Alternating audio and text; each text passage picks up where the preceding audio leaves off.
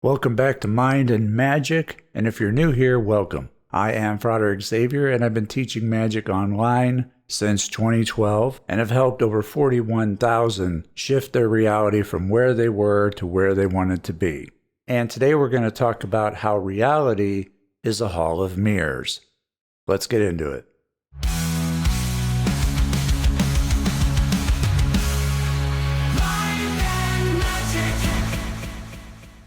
The more experienced someone is with magic and the hermetic principles, and the older they get, the more likely someone is to subscribe to simulation theory.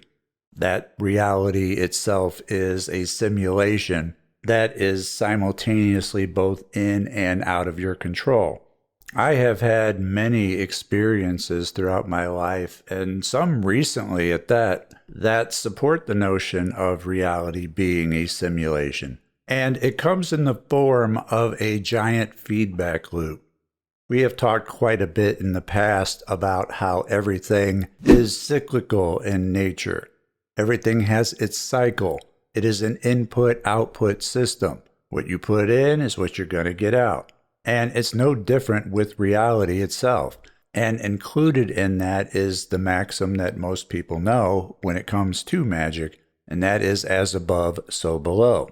As within, so without, which is really at the heart of this feedback loop.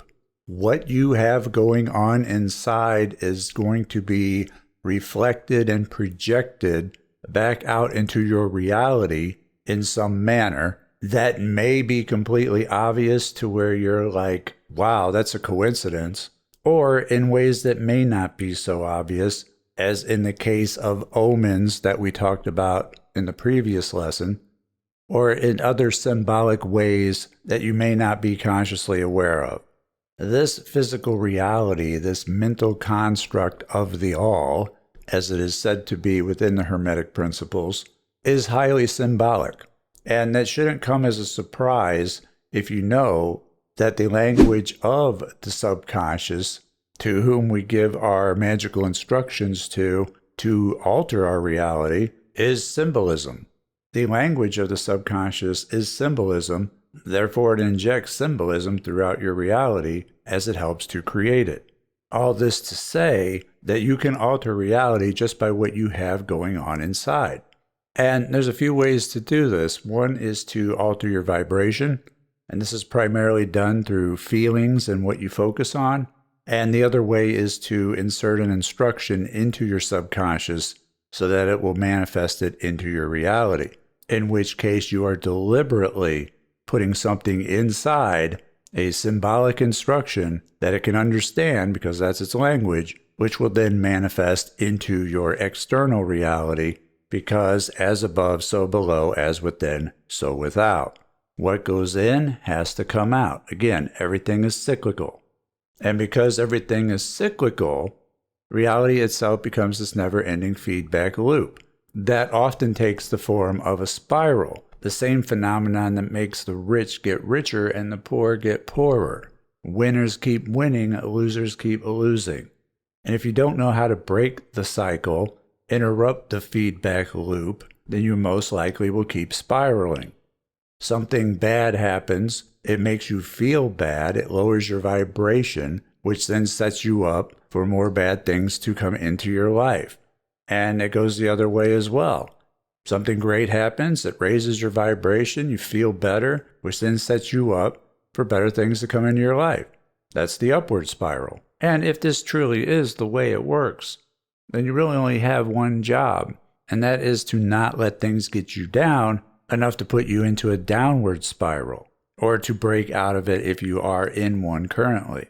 And Lord knows I've had experience with that, which is why I say that when things are at their worst, you have to be your best, even though it's not easy to do, and you will not succeed every single time.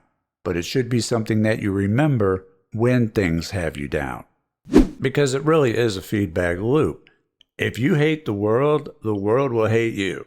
And you may not even be consciously aware of it. Remember, this is all affecting the subconscious, and the subconscious is what controls reality, or at least has a hand in it.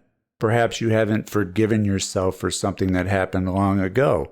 It's shit like that, pardon my French, that embeds itself into your reality as problems that you have to deal with because you haven't dealt with it, as a symbolic representation of the true inner problem. A huge distinction between magicians and normal people, including those in other magical traditions, such as Wiccans and witches, is that the magician knows that one of the easiest ways to manipulate the external is to manipulate the internal, while others don't even consider that to even be a possibility. Much love to my Wiccan and witchy friends, no disrespect to them. They only know what they've been taught, and a lot of them aren't taught this. But I'm teaching them now that if things are really bad externally, then you are in dire need of making changes internally. So when I have my neighbor crash out on me and start yelling, I hate you, across the street at me, randomly for no apparent reason, I know it's either an Archon/Agent Smith trying to mess with me, or my shadow side is projecting something that I have not yet forgiven myself for. Now, how would we go about finding out what that is? Well, what are your regrets? Regrets are the inventory of the things you haven't forgiven yourself for. You need to work on seeking a pardon for the things that you regret, so that your shadow side won't just project things out at you like that. It's just part of the ongoing work, keeping yourself aligned and attuned to the frequency of the upward spiral while avoiding getting on a downward spiral. One can get quite carried away in the feedback loop. I, for one, am someone who has a tendency to default to a downward spiral. If it wasn't for my meditations and cross-communication with the subconscious mind to learn all this stuff, and if it were not for Magick purposefully giving my subconscious instructions to help steer the course of my reality, I probably wouldn't be here. And if I were, I'd be a wreck. I've been in despair many times, and each time I have to climb out of it like climbing out of a pit. Which, by the way, every time that I have, I've always aged more. Being in grief has the same frequency as aging. I have that one Capricorn blessing of looking old while you're young and looking young while you're old. However, you will age rapidly if you stay in grief. And grief begets more grief. So it can spiral out of control very easily. As you become mad at the world and God and think everybody and everything is against you, until it actually is, as per the Hall of Mirrors rule of this great feedback loop that we call reality. And if you love everyone, you will be loved. It's extremely simple, although the mechanisms underneath that determine what exactly reality is going to serve up to you can be complex and difficult to figure out. But it really comes down to you get what you put in. Now, anytime that I've been in despair or grief, has it helped me to further my progress on the upward spiral?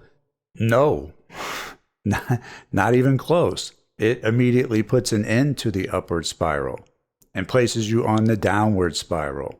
And knowing this, that going from happiness to grief will put you on a downward spiral, then you also must know that doing the opposite, getting back to happiness, will put you back on an upward spiral, which may be difficult if not seemingly impossible for many to do, which is why it's important to allow yourself to feel even the smallest of wins and internalize them so those positive emotions can help put the brakes on any descent. It really all comes down to, are you traveling up or are you traveling down? And even if things appear to be neutral, not really moving upward or downward, you're just kind of staying the same, reality is still a feedback loop that is still going to inject symbolic things into your reality that reflect your state. For example, my recent transition to a carnivore/elimination diet when I was diagnosed with rheumatoid arthritis, to eliminate out of my diet any foods that were inflammatory that would cause a flare-up. So I got rid of all sugars, all processed foods, and everything plant-based that's been sprayed with Roundup. Fruits and vegetables are no longer the health food you think they are when they're covered in glyphosate. But the short of it is, going through this diet, was putting my body into stressful changes, dropping 40 pounds within just a few short months, much of it water weight because all the carbs were cut out, and all of the stress that my physical body was going through during this time is reflected out into the world by this Hall of Mirrors effect, where we have tensions with other countries around the world, sending warships to Iran, the civil unrest in Minnesota with the federal government and ICE agents, the economic situation with the falling dollar and gold and silver on the rise, and all the inflationary effects of that. Suddenly, all glucose-based source of fuel for my body is cut off, suddenly enough to cause sudden shock and scarcity within the physical body. How do I think that's going to be mirrored out into reality by the feedback loop? As above, so below. As within, so without. Turmoil within equals turmoil without. A few months into the diet, which sole purpose is to heal my gut, widely believed to be the source of autoimmune conditions, I thought it would be a good idea to go on a parasite cleanse. A lot of people swear by it and have testimonials saying you'd be surprised what you have living in you. Anyway, about a week into the cleanse is when they started busting all of these Somali fraudsters up in Minnesota, essentially stealing millions of tax dollars. I'm doing a round of parasite cleansing of my body while the nation is doing parasite cleansing also. It's a hall of mirrors. And I'm not saying that my doing that is what caused that, because that would be some crazy causation. But it's a hell of a coincidence, and these coincidences are there when you stop to look for them. If you've ever experienced anything similar, let me know below in the comments. Again, some of them are very obvious. Most of them aren't, but they all reflect your state, and not just your emotional and mental state, but also your physical state as well, as I just discovered by going on this extreme diet. Now, hopefully that won't be a factor too much longer, as I'm to the point now where I have started to add carbs back in. And by that, I mean not much, because it's slow going. When I have a reaction to something, I have to wait for my body to reset before I can try something else. And even carbs that don't trigger my arthritis would be consumed sparingly. So it may take some time, but I do expect it to be more stabilizing for my body and, by extension, my reality. And that is the real name of the game. That when things are at their worst, the only way out is to be your best. I want to thank you for listening, and I hope this video has helped you. And if it has, please share it so that it may help others. Join us over at Patreon, where you can get early access to videos like this. And I'm in the process of porting over Mind and Magic programs to be included with the memberships. So far, we only have Words of Power included with the $25 membership tier, but more are on the way at other tier levels also. So now you can get the best of both worlds, exclusive member content, as well as Mind and Magic programs, all in one place. So head on over to Patreon. We would love to have you. And for those who want to check out Mind and Magic programs without the commitment of a membership, you can always do so over at mindandmagic.com. I wish you all the best, and I will see you next time. Take care.